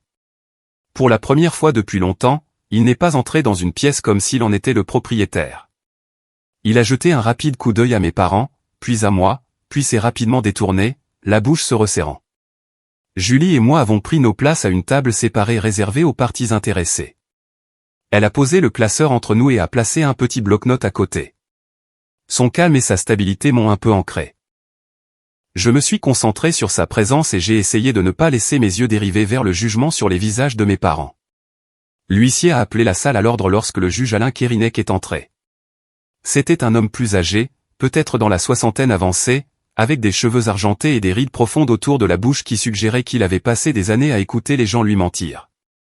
Son regard a balayé la salle d'audience et s'est brièvement posé sur chacun de nous, en absorbant plus qu'il ne le disait. Il a commencé par examiner les bases. Il y avait une accusation contre Camille pour présentation d'une pièce d'identité frauduleuse et non-paiement d'une facture de club importante, avec la complication supplémentaire que la pièce d'identité appartenait à une sœur aînée qui n'avait pas donné son consentement. Il y avait une enquête en cours sur de possibles crimes financiers impliquant son frère Étienne et un homme nommé Gabin Leroux. L'audience d'aujourd'hui ne résoudrait pas tous les aspects, mais aborderait les préoccupations immédiates et déterminerait les prochaines étapes. La procureure a parlé en premier, décrivant comment Camille était entrée dans le club avec une carte qui ne lui appartenait pas et une pièce d'identité qui n'était pas vraiment la sienne. Elle a décrit la note de 7 500 €, le paiement refusé, l'avis de la banque, l'appel du personnel à la police. Elle a mentionné que la carte était liée à des comptes qui semblaient avoir été ouverts en utilisant les informations d'identité de la sœur aînée, moi, sans autorisation. Puis ce fut mon tour. Julie a poussé le classeur plus près et le juge m'a demandé si je souhaitais présenter des informations. Mes jambes semblaient raides quand je me suis levé. J'ai porté le classeur à l'avant et je l'ai posé sur la table des pièces à conviction avec des mains qui ne tremblaient qu'un peu. J'ai expliqué, aussi simplement que possible, que des comptes avaient été ouverts à mon nom depuis l'adresse de mes parents. Que je ne les avais jamais autorisés. Que le schéma des charges et des paiements correspondait au chaos financier que j'avais soutenu sans le savoir pendant des années. Je lui ai parlé du dossier de crédit que Julie avait extrait, de l'avis de défaut de paiement que j'avais trouvé, du prêt hypothécaire inversé que mes parents avaient contracté sans jamais m'en parler. J'ai fait glisser des copies des lettres. Les relevés de crédit. Les notifications bancaires de la nuit de la charge du club. Le juge les a feuilletées lentement, son expression illisible. La procureure prenait des notes. Étienne fixait la table. Maman a couvert sa bouche avec sa main, ses épaules tremblant, mais elle ne me regardait toujours pas. Quand j'ai décrit comment Étienne avait donné à Camille une carte liée à l'un de ses comptes frauduleux, quelque chose dans la pièce a changé. Le juge Kérinek a demandé directement à Étienne s'il l'avait fait. Étienne s'est éclairci la gorge, a essayé de sourire, et a dit qu'il avait seulement voulu aider sa petite sœur à passer un bon moment. Il a dit qu'il n'avait pas réalisé qu'il y avait un problème avec la carte. Il a dit que Gabin s'était occupé des détails. Il a essayé de s'appuyer sur ce mot, erreur, comme s'il allait le sauver. La procureure a demandé s'il avait eu accès à l'ancienne pièce d'identité de sa sœur. Étienne a hésité juste assez longtemps pour que le silence compte. Puis il a admis qu'il l'avait utilisée quelquefois pour aider Camille à entrer dans des endroits où elle se sentait mal à l'aise. Il a dit qu'il ne voyait pas où était le problème. Il a dit que les familles partageaient, et d'ailleurs, tout le monde exagérait ce qui s'était vraiment passé au club. Son ton était désinvolte, frôlant l'irritation, comme si toute la procédure était un inconvénient. Le juge a écouté sans réagir, puis est retourné au document. Il a interrogé la procureure sur le lien avec Gabin. Elle a expliqué que les dossiers financiers montraient un schéma d'achat et de remboursement utilisant des comptes qui se chevauchaient, certains au nom de Gabin, d'autres non, certains liés aux informations d'emploi d'Étienne, et certains liés à mon identité volée. Ce n'était pas encore une image complète, mais c'était suffisant pour indiquer qu'Étienne était une figure centrale, pas seulement un frère innocent. Camille a commencé à pleurer doucement à la table. Au début, ce n'était qu'un scintillement dans ses yeux, puis un petit son s'est échappé d'elle, et bientôt les larmes coulaient sur ses joues sans contrôle. Elle s'est tournée sur sa chaise pour me regarder pleinement pour la première fois ce jour-là. L'excuse sur son visage était si brute que ça faisait mal de la voir. Elle a demandé au juge si elle pouvait parler. Il l'a autorisée. Sa voix tremblait alors qu'elle admettait qu'elle avait cru Étienne quand il lui avait dit que la carte était sûre à utiliser. Elle a dit qu'elle pensait honnêtement que j'avais accepté, qu'Étienne lui avait dit que c'était de l'argent de la famille et que ça irait pour moi. Elle a dit qu'elle avait tellement voulu impressionner ses amis, suivre l'image que Gabin et sa bande projetaient, qu'elle avait ignoré le nœud dans son estomac quand elle avait tendu cette fausse carte d'identité. Elle s'est retournée vers moi et a dit qu'elle était désolée. Pas de façon dramatique, pas de façon répétée, juste petite et brisée. Elle a dit qu'elle n'avait jamais eu l'intention de traîner mon nom dans la boue, au travail, en ligne ou dans ce club. Elle avait pensé qu'elle empruntait un peu de ma force. Elle n'avait pas réalisé à quel point j'avais déjà été forcé d'en donner. Mes yeux ont brûlé, mais j'ai tenu son regard et j'ai hoché la tête une seule fois. Je ne pouvais pas effacer ce qu'elle avait fait, mais je pouvais voir clairement maintenant qu'Étienne lui avait pavé le chemin puis s'était reculé pour la laisser tomber. C'est à ce moment-là que mon père s'est levé d'un bond. Il a pointé un doigt tremblant dans ma direction et sa voix est sortie plus fort qu'elle n'en avait le droit dans cette pièce silencieuse. Il a dit que je détruisais la famille. Il a dit que laver son linge sale en public comme ça devant des étrangers était impardonnable. Il a dit que j'avais toujours pensé que j'étais meilleur que parce que j'avais déménagé à Grenoble, obtenu un diplôme et un travail chic, et que maintenant, j'envoyais mon frère sous les roues du bus pour me donner l'air vertueuse. L'huissier a fait un pas en avant, mais le juge a levé une main et a dit à mon père de s'asseoir. Mon père ne l'a pas fait. Il a continué à parler, les mots débordant de fureur, d'humiliation et du besoin désespéré de blâmer quelqu'un d'autre que le fils qu'il avait passé une vie à protéger. Tous les yeux dans la pièce se sont déplacés entre nous. J'ai senti quelque chose en moi se durcir. J'ai dit à mon père, d'une voix qui est restée stable, que je ne détruisais pas la famille. Je me protégeais parce que personne d'autre ne l'avait jamais fait. J'ai dit que j'avais passé des années à boucher les trous d'un navire dont je n'avais pas percé le premier trou.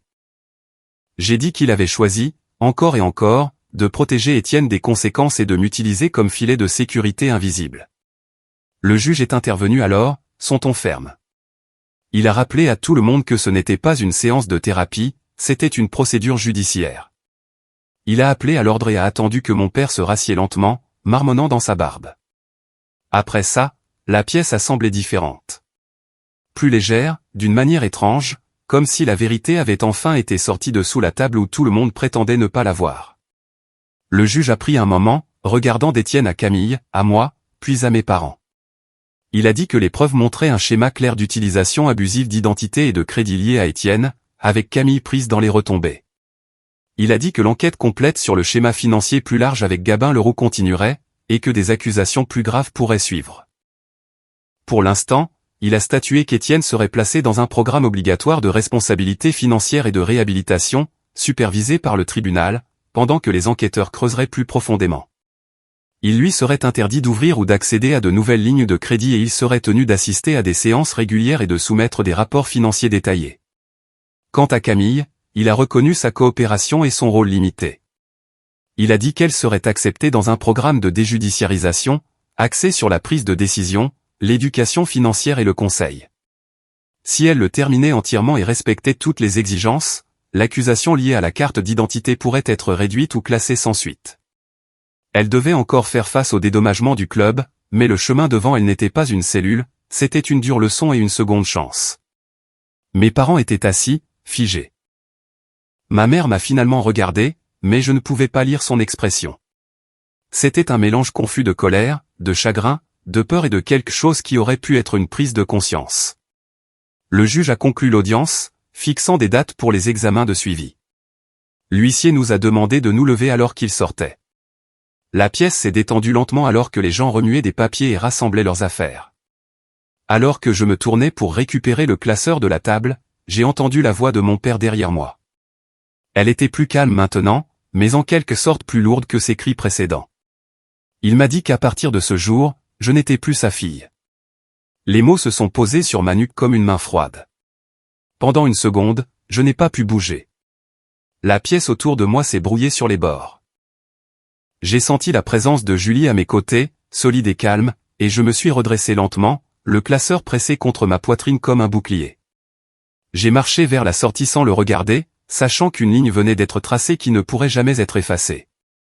J'ai quitté le palais de justice avec les mots de mon père résonnant encore dans mon esprit, mais au lieu de me briser, ils se sont installés en moi comme quelque chose de vieux et de terminé. Le vol de retour à Grenoble était silencieux. Julie parcourait ses emails à côté de moi, et je regardais par le hublot les nuages, ressentant un calme étrange et lourd. Ma famille m'avait toujours traité comme un outil, une ressource, un nom à signer sur la ligne pointillée chaque fois que leur problème débordait. Entendre mon père me renier m'a moins semblé une blessure qu'une confirmation de ce qui était vrai depuis longtemps.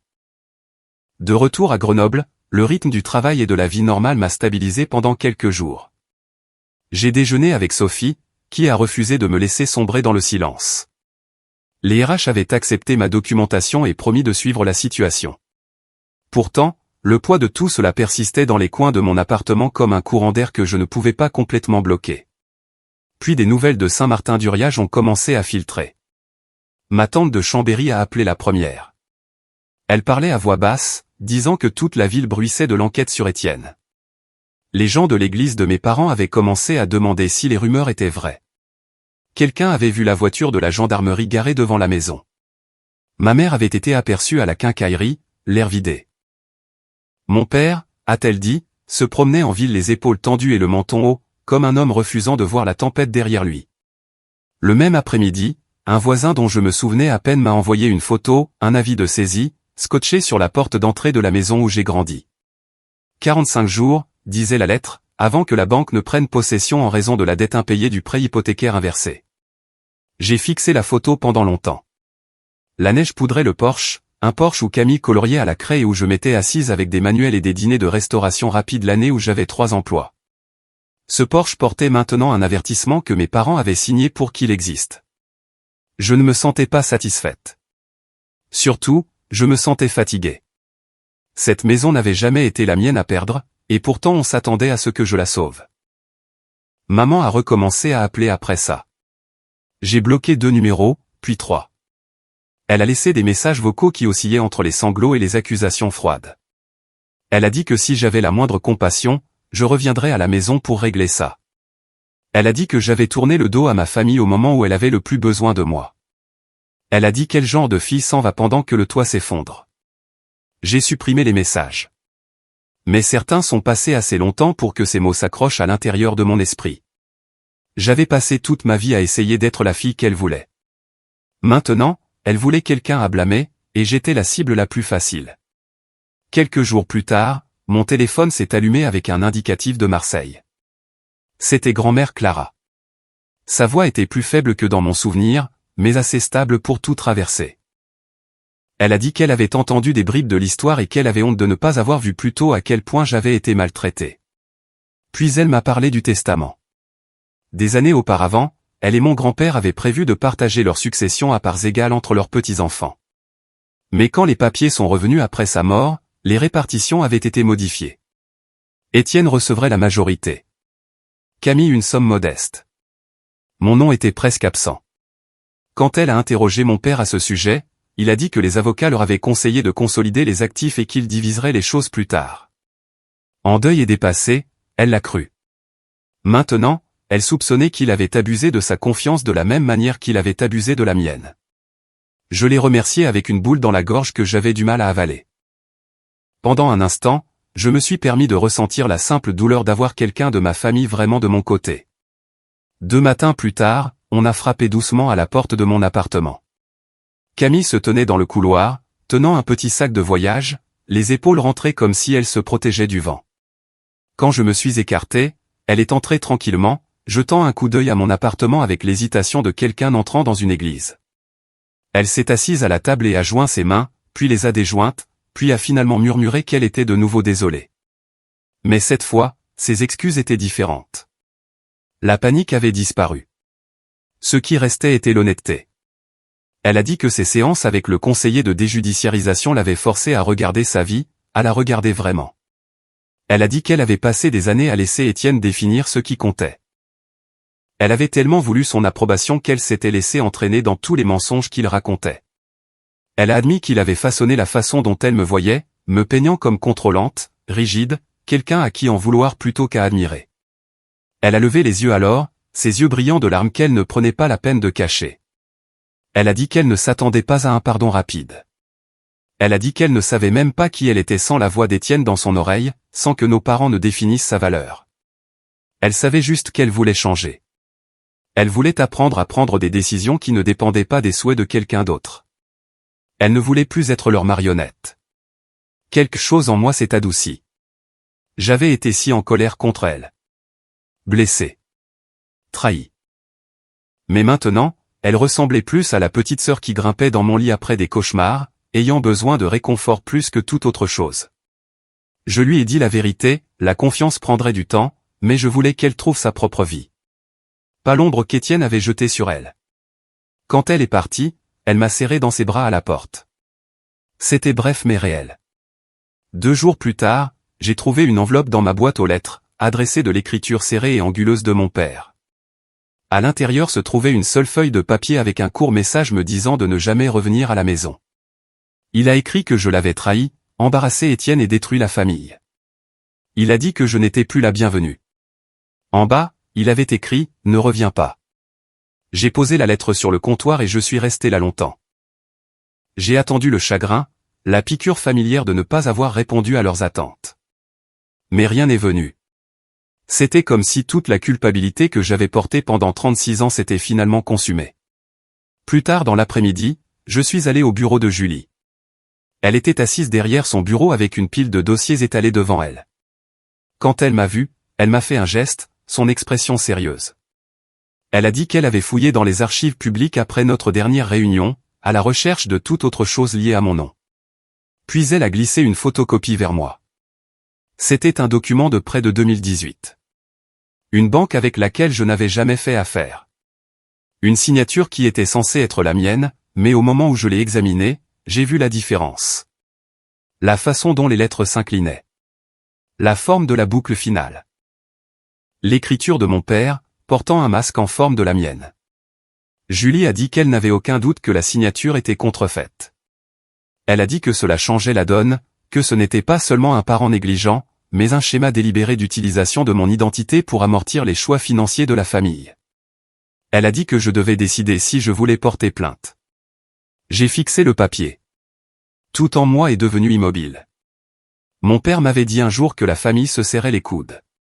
Maintenant, je réalisais qu'il voulait dire que la famille se serrait les coudes tant que je restais silencieuse, obéissante et utile.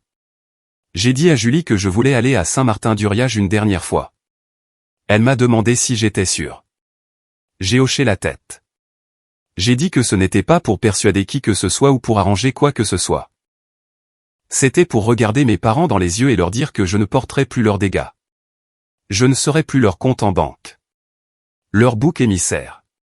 Leur police d'assurance. Plus jamais. Quand je suis sorti de son immeuble, le ciel d'hiver était clair et froid, l'air vif dans mes poumons. J'ai marché vers ma voiture avec une clarté que je n'avais jamais ressentie auparavant. La prochaine fois que je me rendrai à Saint-Martin-d'Uriage, ce ne serait pas en tant que leur fille essayant de s'intégrer dans un rôle qu'ils avaient écrit pour moi. Ce serait en tant que femme debout sur ses propres pieds, prête à dire au revoir selon ses propres termes. Je roulais vers Saint-Martin-d'Uriage avec une assurance que je n'avais jamais ressentie sur cette route. Les montagnes se dressaient de chaque côté de moi, nettes contre le ciel d'hiver, et plus je me rapprochais de la maison de mes parents, plus mes pensées devenaient claires. Ce n'était pas une mission de sauvetage. C'était une clôture. Je me suis garé sur le bas-côté et je suis sorti dans l'air froid. La maison semblait plus petite que dans mon souvenir, presque timide derrière la vie de saisie toujours scotchée à la porte d'entrée. Pendant un instant, je suis resté là, respirant l'odeur de pain et de neige, me laissant sentir le poids des années qui m'avaient ramené à ce moment. À l'intérieur, le salon était sombre, éclairé seulement par une petite lampe près du canapé. Mon père était assis raidement dans son vieux fauteuil, les bras croisés, comme s'il se préparait à un combat qu'il était déjà certain de gagner. Ma mère était assise à côté de lui, les épaules voûtées, les cheveux en désordre, les yeux rouges. Étienne s'appuyait contre le mur derrière eux, les mains dans les poches, l'air plus vieux que ses 33 ans, un homme portant des conséquences pour la première fois de sa vie. Julie est entrée derrière moi, un dossier à la main. Personne ne l'a salué. Personne ne m'a salué non plus. Le silence était épais, comme si la maison elle-même retenait son souffle. Mon père a parlé le premier. Sa voix était tranchante, presque cassante. Il a dit que si j'étais là pour m'excuser de ce que j'avais fait au tribunal, je pouvais faire demi-tour tout de suite. Il a dit qu'il ne l'accepterait pas de toute façon. Je l'ai regardé, je l'ai vraiment regardé, et j'ai senti ce vide familier en moi s'élargir. Puis je lui ai dit, calme et stable, que je n'étais pas là pour m'excuser. Julie s'est avancée et a ouvert le dossier, plaçant un document de prêt imprimé sur la table basse. Mon père y a jeté un coup d'œil, puis a détourné le regard comme si c'était un prospectus ennuyeux. Julie a expliqué que ce document portait une signature contrefaite, la mienne, datée de 2018, liée à un prêt que je n'avais jamais accepté et à une banque que je n'avais jamais utilisée. Elle a dit que l'écriture correspondait à son modèle, pas au mien. Ma mère a eu un léger hoquet. Étienne s'est agité, mal à l'aise. Mon père a à peine scié. Il a dit que tout le monde exagérait tout. Il a dit que les gens de notre famille cédaient toujours. Il a dit que ce n'était qu'une petite signature. Rien de plus. Ma mère a murmuré son nom comme une supplication, mais il ne l'a pas regardé. Julie a présenté la pièce suivante, l'avis de défaut de paiement de 2020 qui m'était adressé mais qui avait été intercepté chez eux. Puis la confirmation par email des lignes de crédit liées à mon numéro de sécurité sociale. Puis une analyse comparative des signatures. Puis la photo de l'avis de saisie de la semaine précédente. Mon père est resté assis, la mâchoire se crispant à chaque page qu'elle tournait. Ma mère a commencé à trembler, des larmes coulant sur ses joues. Étienne fixait le sol, de la manière dont un enfant pourrait regarder un jouet cassé qu'il réalise enfin ne pas pouvoir réparer. Quand Julie a eu fini, je me suis avancé. Ma voix semblait plus stable qu'elle ne l'avait été depuis des années. J'ai dit que je savais tout maintenant. Les comptes à mon nom. Les prêts. Les signatures. Les choix qu'ils avaient faits en prétendant que j'étais égoïste d'essayer de vivre ma propre vie. J'ai dit que j'avais passé des années à faire des heures supplémentaires, à prendre des services supplémentaires, à sacrifier des vacances et des fêtes parce que je pensais aider une famille qui m'aimait. Mais maintenant, je voyais que j'avais été utilisé. Mon père s'est levé d'un bond de son fauteuil et a exigé de savoir ce que je comptais faire. Il a demandé si j'allais appeler la police ensuite. Si j'étais là pour l'humilier à nouveau. Si je voulais détruire le peu qu'il leur restait. J'ai tenu bon. Je lui ai dit non. Je ne portais pas plainte. J'ai dit qu'il ferait face aux conséquences financières de ses choix, mais que je ne le traînerais pas dans une autre salle d'audience. J'ai dit que la simple vérité suffisait.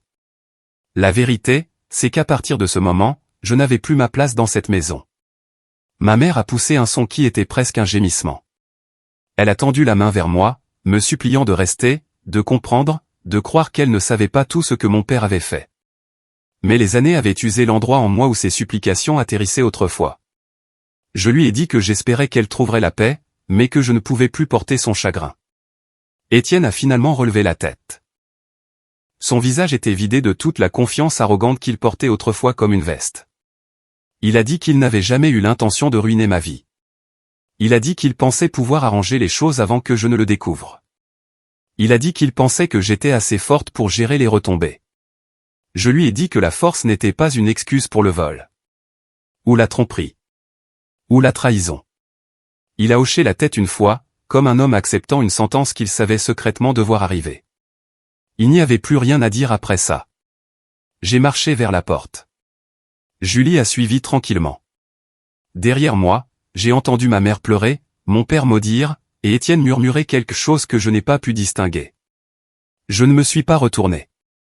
2 semaines plus tard, la maison du bois a été vidée. Les volets ont été fermés. Le jardin était en friche. Un panneau de location était accroché au bord de l'allée où Étienne jouait autrefois au basket. On m'a appris que mes parents avaient emménagé dans une petite location de l'autre côté de la ville. Étienne a perdu son travail au garage lorsque le propriétaire a appris l'enquête. Il était tenu d'assister à des séances obligatoires de responsabilité financière 3 fois par semaine et de rembourser une partie de la dette frauduleuse. Maman a pris un travail à temps partiel dans un centre pour personnes âgées.